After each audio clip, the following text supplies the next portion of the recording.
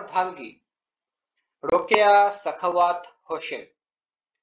লেখক পরিচিতি: বাংলা অঞ্চলের মুসলমান সমাজে নারী জাগরণের পথিকৃৎ রোকেয়া সাখাওয়াত হোসেন অন্তঃপুরবাসিনী জীবন শুরু করলেও সামাজিক সীমাবদ্ধতার বেড়াজাল অতিক্রম করে বিদ্যা চর্চায়, শিক্ষা সংগঠনে ও সামাজিক অগ্রগতি সাধনে বরণীয় ও স্মরণীয় হয়ে আছেন।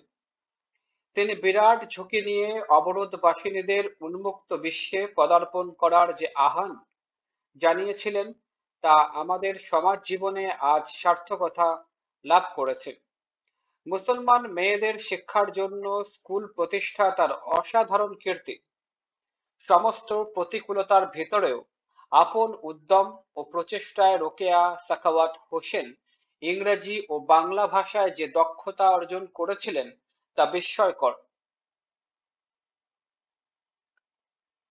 রোকেয়া সাখাওয়াত হোসেন বাংলা সাহিত্যে বেগম রোকেয়া নামে বিশেষ পরিচিত। সমাজসেবা ব্রত হলেও রোকেয়া কলম ধরেছিলেন সমাজকে জাগানোর লক্ষ্যে, এবং এভাবেই তিনি নিজেকে প্রতিষ্ঠা করেছেন তীক্ষ্ণ, ঋজু, যুক্তিনিষ্ঠ গদ্য লেখক এবং সমাজ সচেতন সাহসী সাহিত্যিক হিসাবে। ঠিক বেগম রোকেয়ার তুল্য লেখক তৎকালীন হিন্দু বা মুসলমান, নারী বা পুরুষ আর কেউ ছিলেন না। বেগম রোকেয়া এমনই এক অদ্বিতীয় রচনারীতির অধিকারী ছিলেন। তার উল্লেখযোগ্য গ্রন্থ হচ্ছে পদ্মরাগ, অবরোধবাসিনী, মতিচুর, সুলতানার স্বপ্ন ইত্যাদি। ইংরেজি গ্রন্থ সুলতানাস ড্রিম ও তারই রচনা। বেগম রোকেয়ার লেখা প্রকাশিত হতো মিসেস আর এস হোসেন নামে। বেগম রোকেয়ার জন্ম 1880 খ্রিস্টাব্দে রংপুর জেলার মিঠাপুকুর থানার পায়রাবন্দ গ্রামে। তার মৃত্যু 1932 খ্রিস্টাব্দে। কোন রোগীর চিকিৎসা করিতে হইলে প্রথমে রোগের অবস্থা জানা আবশ্যক। তাই অবলা জাতির উন্নতির পথ আবিষ্কার করিবার পূর্বে তাহাদের অবনতির চিত্র দেখাইতে হয়। আমি স্ত্রী জাতির অবনতি শীর্ষক প্রবন্ধে ভগিনী দিগকে জানাইয়াছি যে আমাদের একটা রোগ আছে, দাসত্ব। সে রোগের কারণ এবং অবস্থা কত পরিমাণে ইতঃপূর্বে বর্ণনা করা হইয়াছে। এক্ষণে আমরা দেখাইতে চেষ্টা করিব সেই রোগ হওয়ার আমাদের সামাজিক অবস্থা কেমন বিকৃত হইয়াছে। ঔষধপথ্যের বিধান স্থানান্তরে দেওয়া হইবে। এইখানে গোড়া পর্দাপ্রিয় ভগিনীদের অবগতির জন্য দু একটা কথা বলিয়া রাখা আবশ্যক বোধ করি। আমি অবরোধ প্রথার বিরুদ্ধে দণ্ডায়মান হই নাই। কেহ যদি আমার স্ত্রী জাতির অবনতি প্রবন্ধে পর্দা বিদ্বেষ ছাড়া আর কোনো উদ্দেশ্য দেখিতে না পান, তবে আমাকে মনে করিতে হইবে আমি নিজের মনোভাব উত্তম রূপে ব্যক্ত করিতে পারি নাই, অথবা তিনি প্রবন্ধটি মনোযোগ সহকারে পাঠ করেন নাই। সে প্রবন্ধে প্রায় সমগ্র নারী জাতির উল্লেখ আছে। সকল সমাজের মহিলাগণই কি অবরোধে বন্দিনী থাকেন, অথবা তাহারা পর্দানসীন নহেন বলিয়া কি আমি তাহাদিগকে সম্পূর্ণ উন্নত বলিয়াছি? আমি মানসিক দাসত্বের এনস্ল্যাপড মনের আলোচনা করিয়াছি। কোনো একটা নতুন কাজ করিতে গেলে সমাজ প্রথমত গোলযোগ উপস্থিত করে এবং পরে সেই নূতন চালচলন সহিয়া লয়। তাহার ওই দৃষ্টান্ত স্বরূপ পার্সি মহিলাদের পরিবর্তিত অবস্থার উল্লেখ করিয়াছি। পূর্বে তাহারা ছত্র ব্যবহারেরও অধিকারিণী ছিলেন না, তারপর তাহাদের বাড়াবাড়িটা সীমালঙ্ঘন করিয়াছে, তবু তো পৃথিবী ধ্বংস হয় নাই। এখন পার্সি মহিলাদের পর্দামোচন হইয়াছে সত্য, কিন্তু মানসিক দাসত্বমোচন হইয়াছে কি? অবশ্যই হয় নাই। আর ওই যে পর্দা ছাড়িয়াছেন, তাহা দ্বারা তাহাদের স্বকীয় বুদ্ধি বিবেচনার তো কোনো পরিচয় পাওয়া যায় না। পার্সি পুরুষগণ কেবল অন্ধভাবে বিলাতি সভ্যতার অনুকরণ করিতে যাইয়া স্ত্রীদিগকে পর্দার বাহিরে আনিয়াছে। ইহাতে অবলাদের জীবনী শক্তির তো কিছু পরিচয় পাওয়া যায় না। তাহারা যে জড় পদার্থ, সেই জড় পদার্থই আছেন।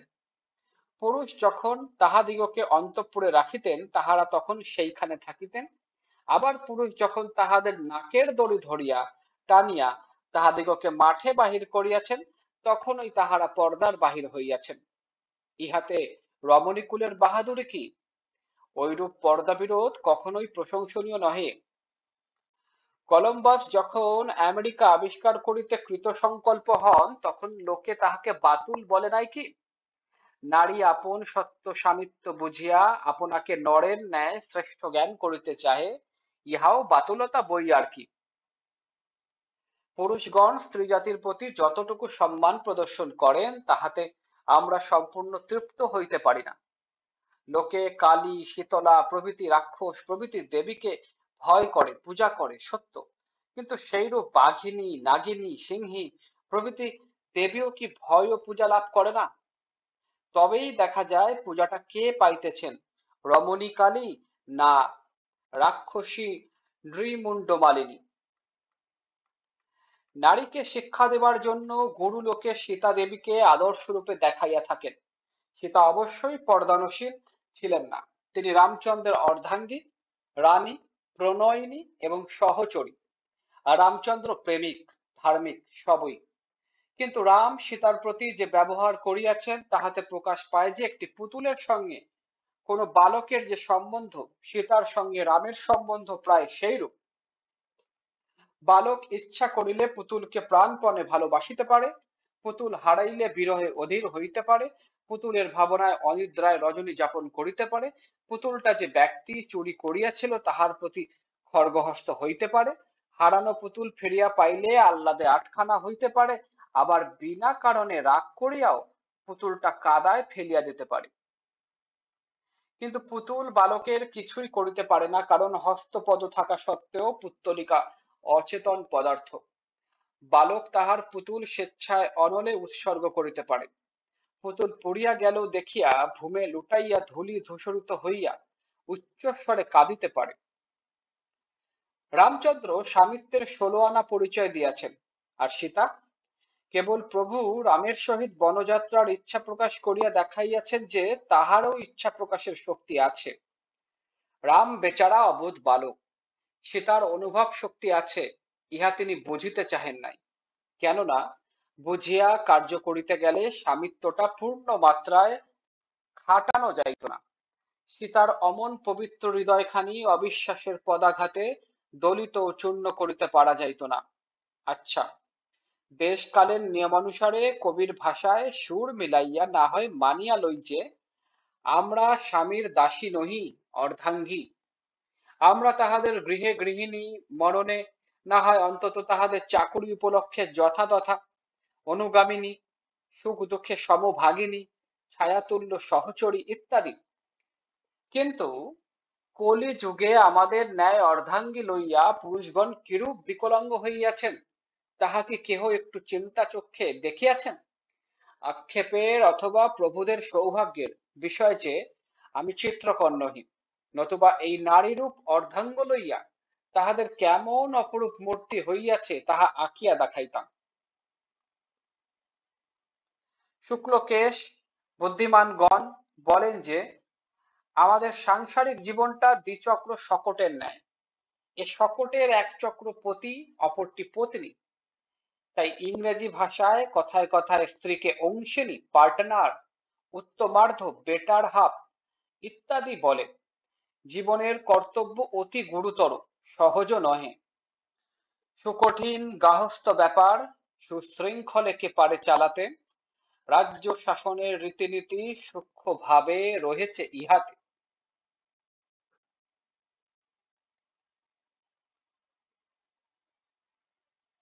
বোধ হয় এই গার্হস্থ্য ব্যাপারটাকে মন্তকস্বরূপ কল্পনা করিয়া শাস্ত্রকারগণ পতি ও পত্নীকে তাহার অঙ্গস্বরূপ বলিয়াছেন।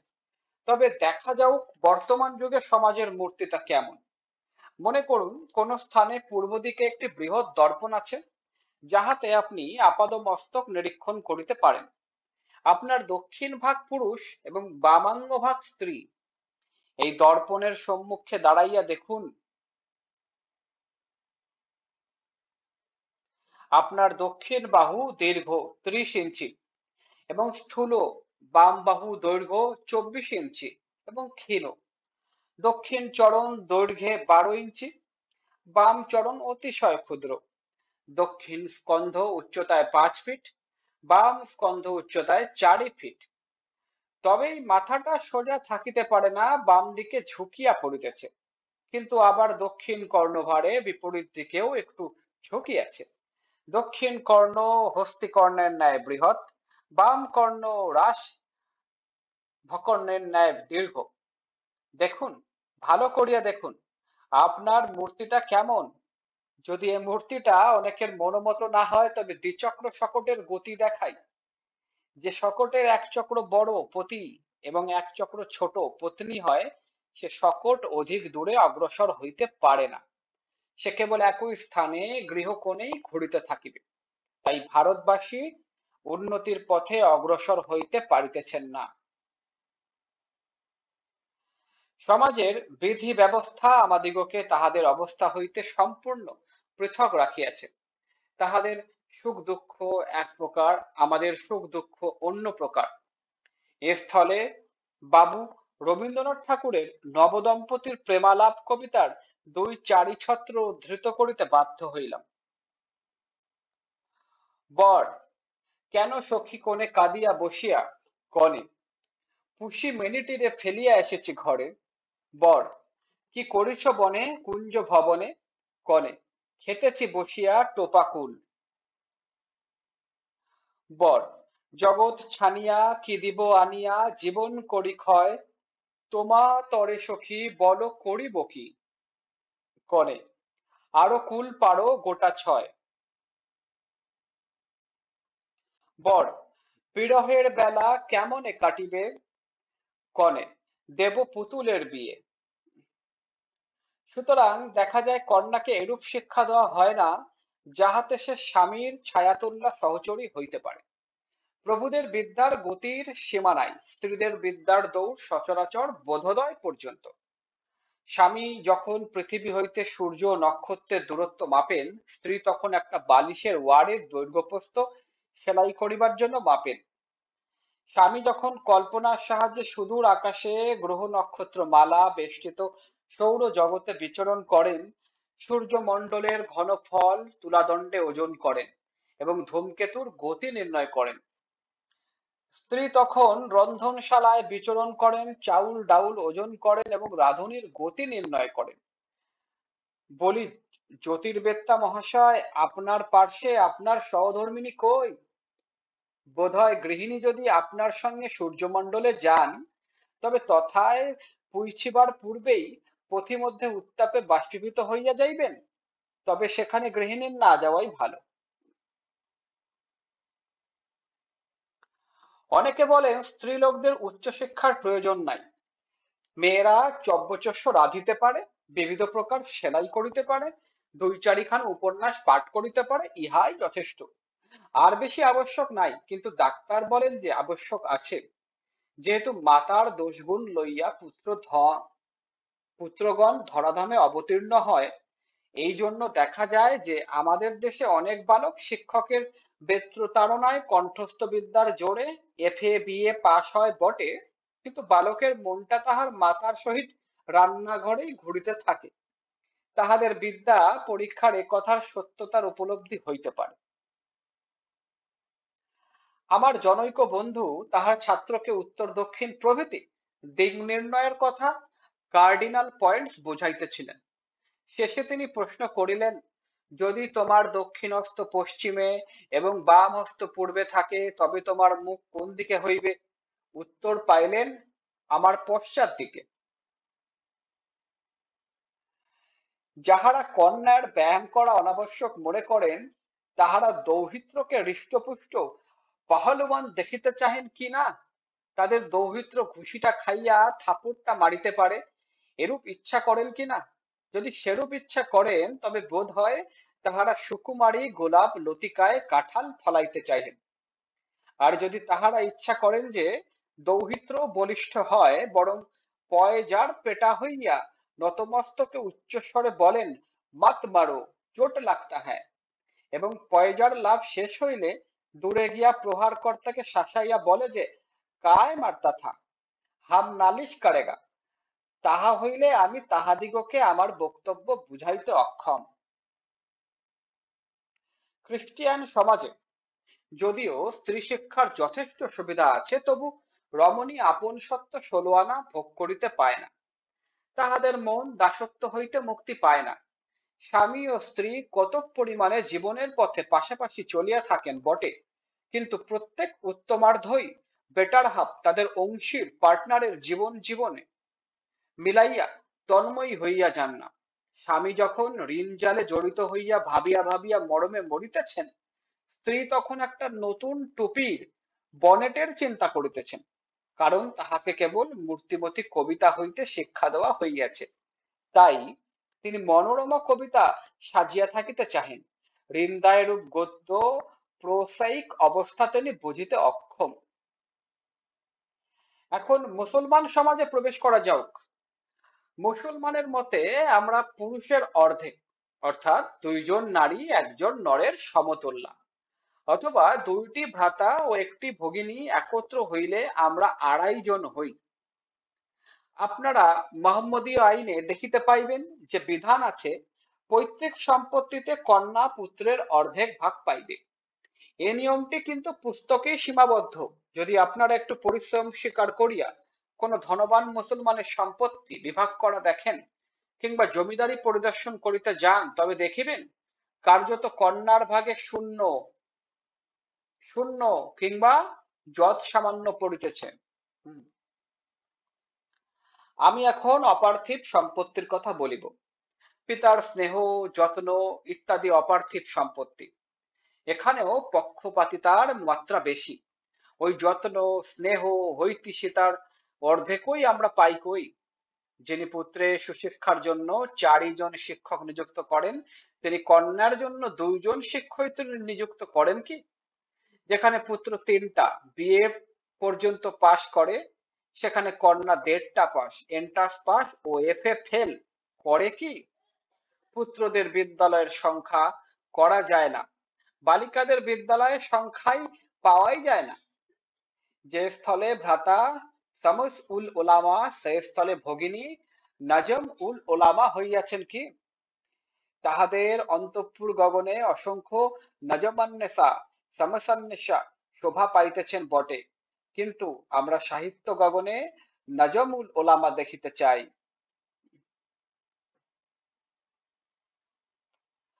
আমাদের জন্য এদেশে শিক্ষার বন্দোবস্ত সচরাচর এইরূপ: প্রথমে আরবীয় বর্ণমালা, অতঃপর কুরআন শরীফ পাঠ।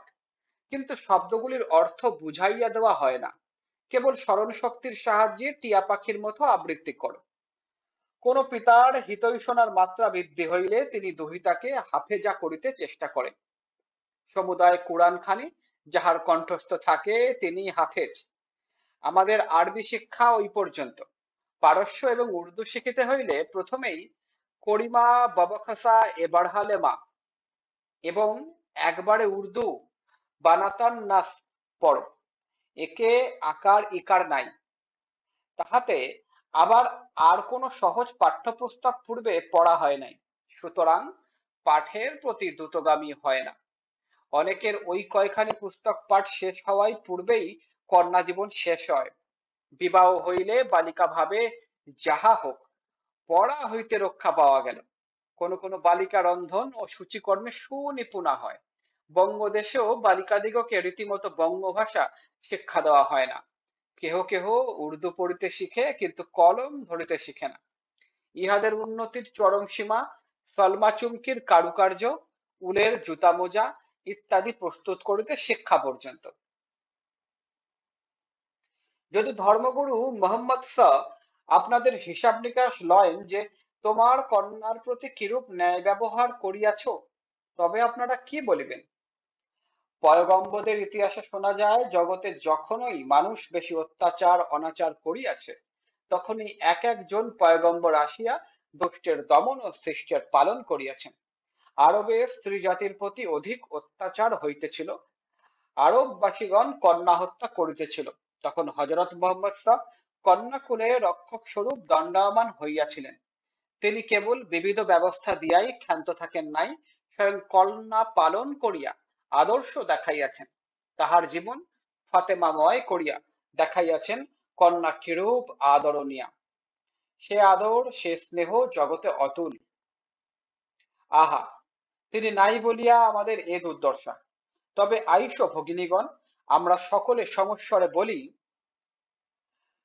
করিমা ববক্সা এবার হালে মা, করিম, ঈশ্বর অবশ্যই কৃপা করিবেন। যেহেতু সাধনায় সিদ্ধি, আমরা করিমের অনুগ্রহ লাভের জন্য যত্ন করিলে অবশ্যই তাহার করুণা লাভ করিব। আমরা ঈশ্বর ও মাতার নিকট ভ্রাতাদের অর্ধেক নহি। তাহা হইলে এইরূপ স্বাভাবিক বন্দোবস্ত হইত, পুত্র যেখানে 10 মাস স্থান পাইবে, দুহিতা সেখানে 5 মাস। পুত্রের জন্য যতখানি দুগ্ধ আমদানি হয়, কন্যার জন্য তাহার অর্ধেক। সেরূপ তো নিয়ম নাই। আমরা জননীর স্নেহ মমতা ভ্রাতার সমানই ভোগ করি, মাতৃ হৃদয়ে পক্ষপাতিতা নাই। তবে কেমন করিয়া বলিব ঈশ্বর পক্ষপাতী? তিনি কি মাতা অপেক্ষা অধিক করুণাময় নহেন? আমি একবার রন্ধন ও সূচিকার্য সম্বন্ধে যাহা বলিয়াছি, তাহাতে আবার যেন কেহ মনে না করেন যে আমি সূচিকর্ম ও রন্ধন শিক্ষার বিরোধী। জীবনের প্রধান প্রয়োজনীয় বস্তু অন্ন বস্ত্র, সুতরাং রন্ধন ও সেলাই অবশ্যই শিক্ষণীয়। কিন্তু তাই বলিয়া জীবনটাকে শুধু রান্নাঘরেই সীমাবদ্ধ রাখা উচিত নহে। স্বীকার করি যে শারীরিক দুর্বলতা শত নারী জাতি অপর জাতির সাহায্যে নির্ভর করে। তাই বলিয়া পুরুষ প্রভু হইতে পারে না। কারণ জগতে দেখিতে পাই প্রত্যেকেই প্রত্যেকের নিকট কোনো না কোনো প্রকার সাহায্য প্রার্থনা করে, যেন একে অপরের সাহায্য ব্যতীত চলিতে পারে না। তরুলতা যেমন বৃষ্টির সাহায্য প্রার্থী, মেঘও সেইরূপ রূঢ় সাহায্য চায়। জল বৃদ্ধির নিমিত্ত নদী বর্ষার সাহায্য পায়। মেঘ আবার নদীর নিকট ঋণী। তবে তরঙ্গিনী কাদম্বিনীর স্বামী, না কাদম্বিনী তরঙ্গিনীর স্বামী?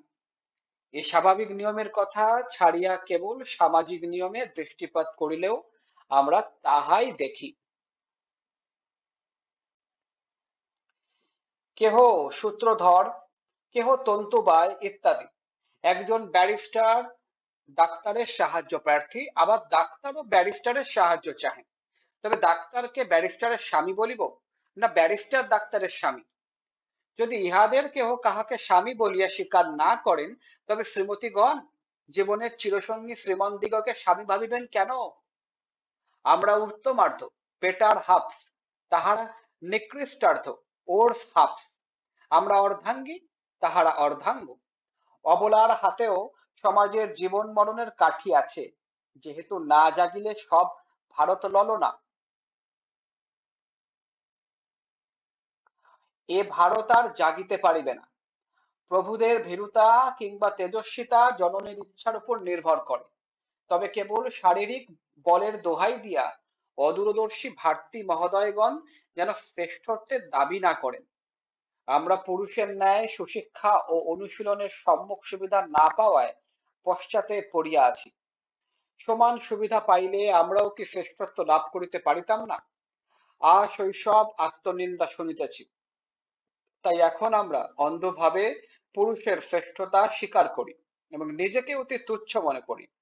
অনেক সময় হাজার হোক বেটা ছেলে বলিয়া বেটা ছেলেদের দোষ ক্ষমা করিয়া অন্যায় প্রশংসা করি, এ তো ভুল। আমি ভগিনীদের কল্যাণ কামনা করি, তাহাদের ধর্ম বন্ধন বা সমাজ বন্ধন ছিন্ন করিয়া তাহাদিগকে একটা উন্মুক্ত প্রান্তরে বাহির করিতে চাহি না। মানসিক উন্নতি করিতে হইলে হিন্দুকে হিন্দুত্ব বা খ্রিস্টানকে খ্রিস্টানি ছাড়িতে হইবে এমন কোনো কথা নাই। আপন আপন সম্প্রদায়ের পার্থক্য রক্ষা করিয়াও মনটাকে স্বাধীনতা দেওয়া যায়। আমরা যে কেবল উপযুক্ত শিক্ষার অভাবে অবনত হইয়াছি, তাই বুঝিতে ও বুঝাইতে চাই।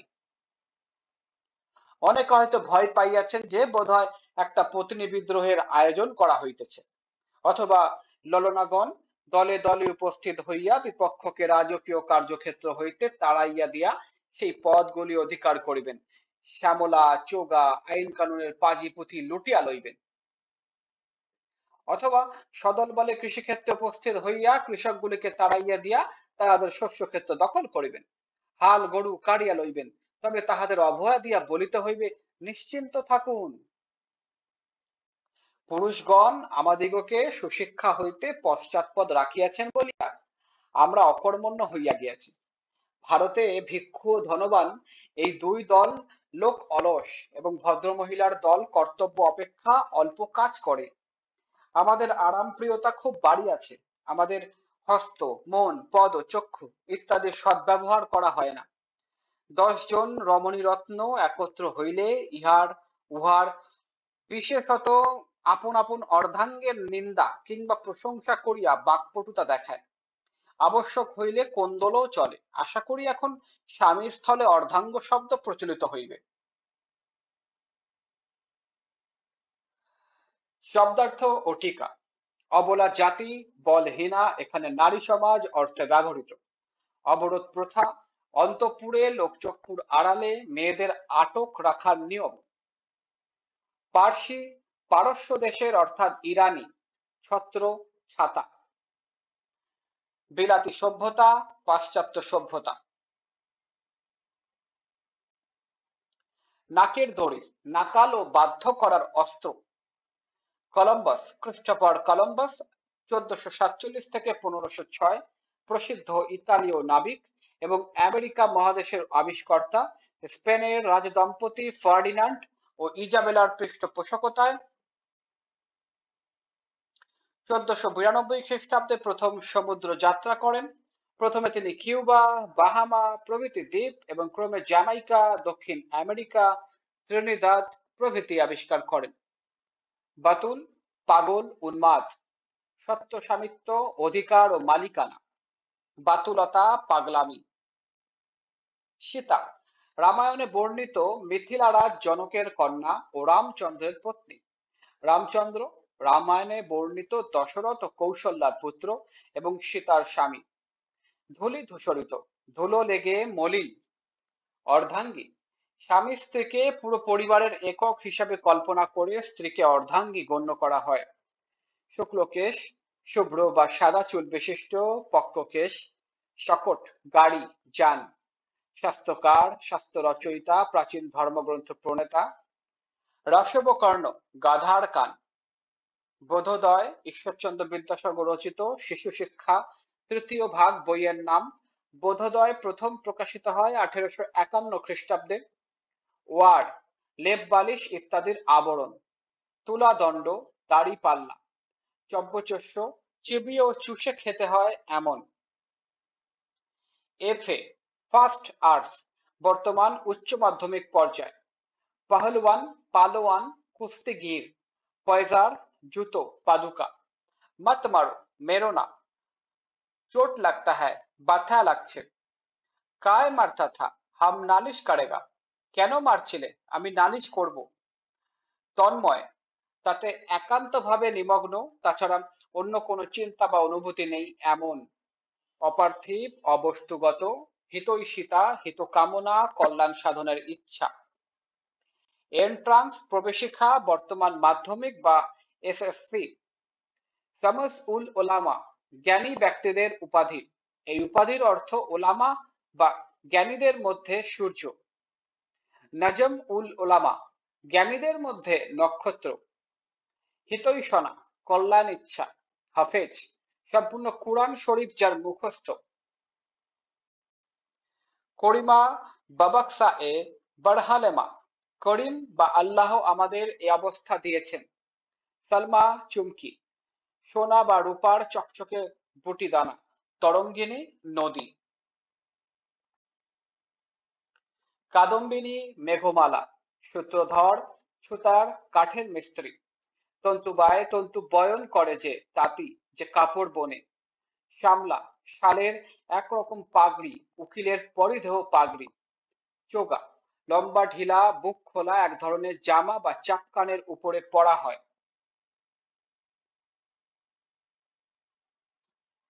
পাঠ পরিচিতি। বেগম রোকেয়ার অর্ধাঙ্গী প্রবন্ধে 19 শতকের শেষ ও বিংশ শতকের গোড়ায় ভারতবর্ষে পুরুষ শাসিত সমাজ জীবনের সর্বক্ষেত্রে নারী, বিশেষ করে মুসলমান নারী সমাজের পশ্চাৎপদতা, দুর্বহ জীবন ও অধিকারহীনতাকে দেখানো হয়েছে। পুরুষের নিদারুণ স্বার্থপরতা, আধিপত্যকামী মানসিকতার প্রেক্ষাপটে অত্যন্ত ব্যথিত হৃদয়ে বেগম রোকেয়া আবেগধর্মী যুক্তি প্রধান এই রচনায় নারী সমাজকে জ্ঞান চর্চা ও কর্মব্রত, অধিকার সচেতনতা ও মুক্তি আকাঙ্ক্ষায় আকৃষ্ট করতে সচেষ্ট হয়েছেন।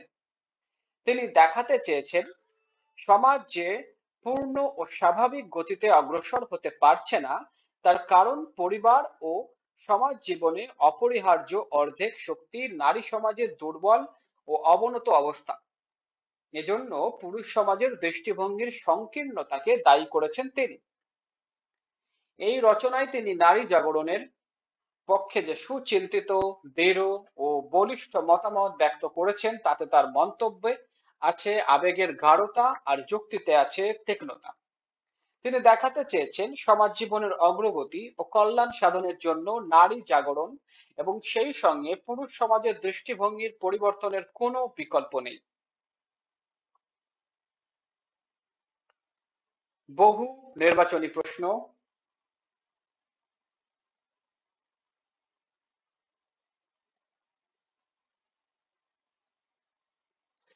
সৃজনশীল প্রশ্ন,